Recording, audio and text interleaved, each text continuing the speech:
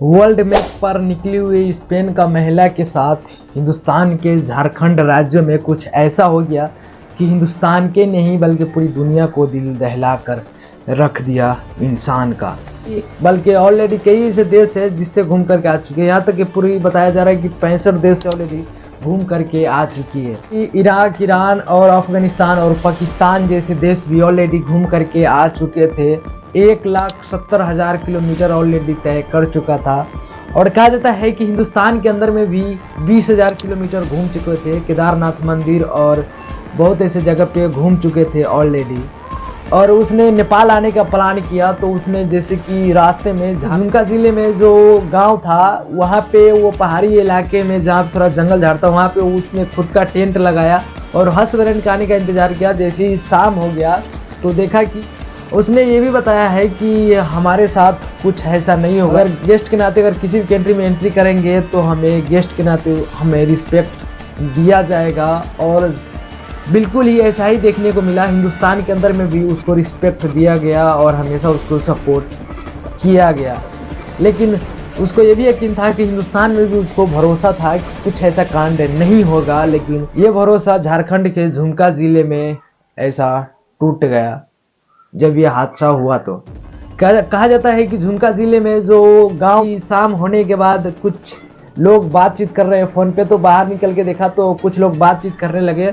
और जब उसका हस्बैंड ने पूछा तो उससे झड़प करना स्टार्ट कर दिए। जो 3 लोग थे सबसे पहले, उसके बाद 4 लोग आए और ये लगभग ये मामला 7 बजे स्टार्ट हुआ और इस दुर्घटना को 10 बजे तक इसका अंजाम दिया गया।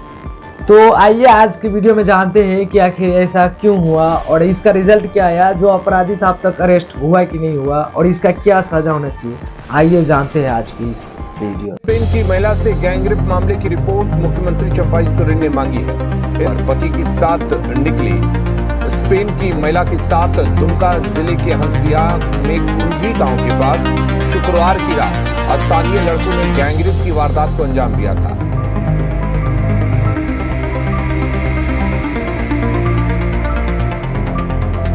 झारखंड के दुमका में स्पेन की महिला टूरिस्ट से हुए सामूहिक दुष्कर्म मामले में पुलिस को बड़ी सफलता मिली है। दुमका में गैंगरेप में फरार आरोपियों की गिरफ्तारी के लिए पुलिस लगातार छापेमारी कर रही थी। एसआईटी ने कई स्थानों पर इनकी गिरफ्तारी के लिए दबिश दी थी। सबसे पहली बात तो ये औरत फॉरेन कंट्री का है, स्पेन का, और इसने 65 देशों का ऑलरेडी सफर कर चुका था। वाइफ बाइक से ही सफर कर रहे थे और अब तक करते आया था। और ये भी कहा जा रहा है कि हिंदुस्तान के अंदर में 20,000 किलोमीटर ऑलरेडी घूम चुके थे, सफर तय कर चुके थे और नेपाल में आने की तैयारी कर चुके थे कि कल हमें सुबह नेपाल में निकल जाना है, एंट्री कर देना है नेपाल के अंदर में। लेकिन अचानक ऐसे दुर्घटना हो गया। इससे हमारे देश का क्या रेपुटेशन बनता है और क्या हमारे देश का इससे क्या पहचान बनेगा फॉरेन कंट्री में, इंटरनेशनल लेवल पे। और कहीं न कहीं कि चाइना जैसे देश, पाकिस्तान जैसे देश नीचा भी दिखा सकता है कि देखो इसका संस्कार कैसा है, कैसा रीति रिवाज है, और बोलते हैं कि हम पवित्र है, हम संस्कारी है, हम ये हैं, हम वो है। ये चाइना और पाकिस्तान हंस भी सकता है हिंदुस्तान के ऊपर। तो ऐसा काम करने से रेपुटेशन भी हंसता है और कहीं न कहीं इकोनॉमिक के ऊपर भी दिक्कत आ सकती है। बहुत ऐसा लोग हैं जो कल्चर के लेकर के बहुत ही आवाज़ उठाते हैं। सोचने वाली बात ये और भी है कि अफगानिस्तान और पाकिस्तान जैसे देश से सही सलामत घूम करके आ गया और हिंदुस्तान के अंदर में फुल सेफ्टी, अमन शांति के बाद किया जाता है, सुकून के बाद किया जाता है। तो फिर आखिर ऐसा क्यों हुआ, यहाँ पे सवाल उठने वाली बात है। क्योंकि पाकिस्तान में भूखमरी है, ये है, वो है, तो वहाँ पे तो उसको सही से रिस्पेक्ट किया गया, इज्जत किया गया, वहाँ से तो बच के आ गए एकदम सही सलामत। तो हिंदुस्तान में तो हर चीज़ है, तो फिर ऐसा क्यों देखने को मिला है, ये काफ़ी खुद में अपने आप में सोचने वाली बात है। कहा जाता है कि जब नेपाल के निकलने की तैयारी की तो झारखंड वाला रास्ता उसने चुना। झुमका ज़िले के जो रोड है वहीं पे पहाड़ी इलाके में उसने टेंट लगाया और रहना स्टार्ट कर दिया। कहा जाता है कि जब शाम हुआ तो उसका हस्बैंड आया और जब देखा कि बाहर कोई बातचीत कर रहा है तो टेंट से बाहर निकल करके देखा कि आखिर है तो है कौन, देखते हैं। कहा जाता है कि 3 से 4 लोग पहले थे जो उसका हस्बैंड से झड़प किया था और 3 से 4 लोग फिर बाद में आए थे और उसके हस्बैंड को बांध करके हेलमेट से मारने लगा था।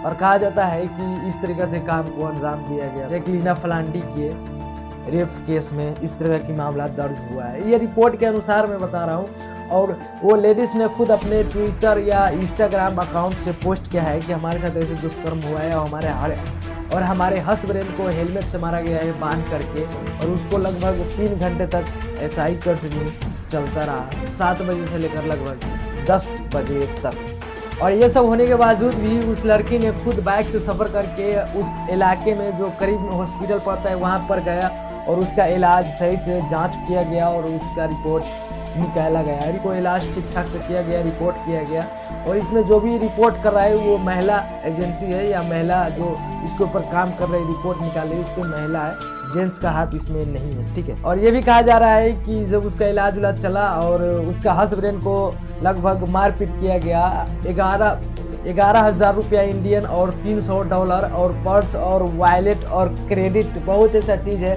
और यहाँ तक कि हैंड घड़ी भी छीन लिया गया था। और कहा जाता है कि जो चम्मच था कांच का वो भी यहाँ तक के छीन लिया गया है उसके हाथ से।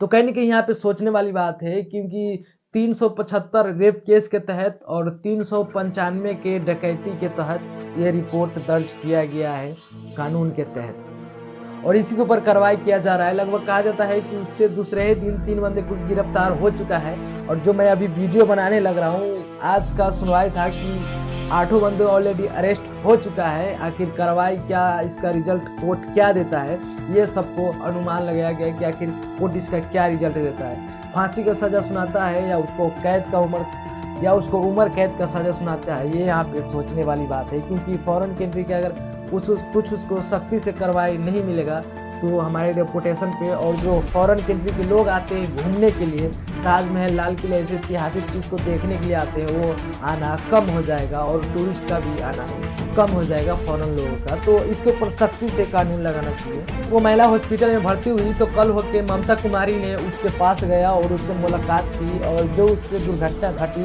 उससे पूछताछ की, और ममता कुमारी ने ये भी बताया कि जो भी इसमें शामिल है आरोप, उसको 24 घंटे के अंदर में उसको अरेस्ट करवाओ और कैसे भी करके उसको सामने लाओ, और जल्दी से जल्दी इसके ऊपर FIR दर्ज करो, जैसे भी हो कैसे भी हो तुम करो, लेकिन 24 घंटे में ये पूरा रिपोर्ट आ जाना चाहिए जो इसके आरोपी है, जो ये रेप का अंजाम दिया है। इंक्वायरी के लिए आई तो सबसे पहले मैं जहाँ घटना हुई है उस स्थल पर गई। वहाँ जो SHO होना चाहिए जिसके अंडर में वो थाना पड़ता है वो उपलब्ध नहीं थे। उसके बाद में आई दुमका, तो दुमका में जब विक्टिम से मिलने की बात हुई तो विक्टिम जिला गेस्ट हाउस में ठहरी हुई हैं, और उनसे मिलने के बाद उनके चेहरे पर पूरा खरोच है। उसके बाद उनके हस्बैंड का भी चेहरे पे खरोच है, हेलमेट से मारा गया है। 1 मार्च को शुक्रवार या जुम्मे के दिन भी कह सकते हैं, उस रात को इस काम को अंजाम दिया गया है। अब ये देखने वाली बात बनती है कि आखिर कोर्ट का क्या रिजल्ट आता है। और वो लेडीज ये भी कहा कि इतना सब होने के बाद भी उसने कहा कि मैं हिंदुस्तान को और हिंदुस्तान के पब्लिक को मैं दोष नहीं लगाऊंगा, क्योंकि हिंदुस्तान का लोग और हिंदुस्तान का पब्लिक है जो काफ़ी अच्छे हैं, जो इसमें आरोपी है, दुष्कर्मी है, मैं उसका आरोप लगाऊंगा और उसी को मैं गलत कहूँगा। हिंदुस्तान को या हिंदुस्तान को पब्लिक को मैं गलत नहीं कहूँगा।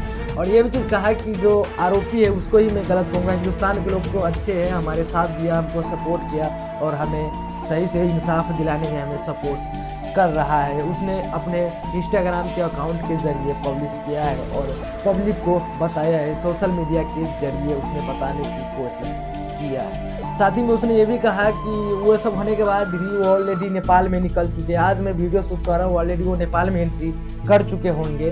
तो वो सब होने के बाद भी उसका हॉस्पिटल को 10 लाख रुपया दिया गया और उसका चेकअप सही से किया गया, दवा पानी सब कुछ चला, और ठीक होने के बाद वो फिर से निकल गए, नेपाल के लिए रवाना हो गए। यहाँ पे देखने वाली बात है, क्या हिंदुस्तान लेडीज़ के लिए सेफ नहीं माना जाता है? अगर सेफ माना जाता तो इस तरह के अपराध हो ही नहीं सकता था, क्योंकि सिक्योरिटी हार्ड है। गवर्नमेंट का या सरकार का जो कानून है, जो रूल है रेप के लिए, सख्ती से सख्ती अगर बनाया जाए तो इस तरह की कदम उठाने के लिए 10 बार सोचेगा कि यार ऐसे हम करेंगे तो हमारे साथ ऐसा किया जाएगा। तो अलग कंट्री में, जैसे जो गल्फ कंट्री की बात करें, सऊदी अरब, कतर, इराक, ईरान, ये सब यहाँ पे देखा जाता है कि कोई भी अगर रेपिस्ट है तो उसको डायरेक्ट फांसी दिया जाता है, कोई भी बीच में झोल झाल नहीं। जिसको रेप किया होता है अगर वो माफ़ कर दे तो शायद हो सकता है, लेकिन वो अगर माफ़ ना करे तो ऐसा कुछ नहीं हो सकता है। अगर वहीं पे हम देखे जाए तो हिंदुस्तान के अंदर में सिर्फ हैदराबाद में रेप हुआ था, उसको ही अब तक हमें फांसी देखने को मिला है, नहीं तो कई ऐसे तो जेल से ही फरार हो जाते हैं। और यहाँ पे एक करवा सच और भी बोलना चाहूँगा कि कई ऐसे रेपिस्ट तो ये भी है कि जो बलात्कारी है, जो बीजेपी में ऑलरेडी ज्वाइन कर चुके हैं, बीजेपी के जो सदस्य बन चुके हैं,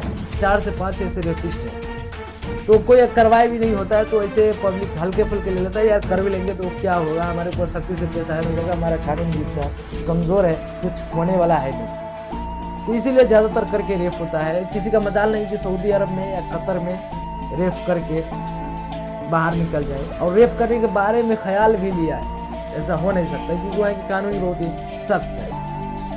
पता है कि जब 8 बंदे उसका हस्बैंड को पकड़ा और मारना स्टार्ट किया तो उसे ऐसा लग रहा था कि जैसे हमें जिंदा छोड़ेगा ही नहीं, उसका हस्बैंड को भी ये लग रहा था कि हम बचेंगे ही नहीं। जिंदा बचने के बाद ऊपर वाला का शुक्रिया अदा किया और पब्लिक को भी बताया कि हमारे साथ ऐसे ऐसे घटना घटी है।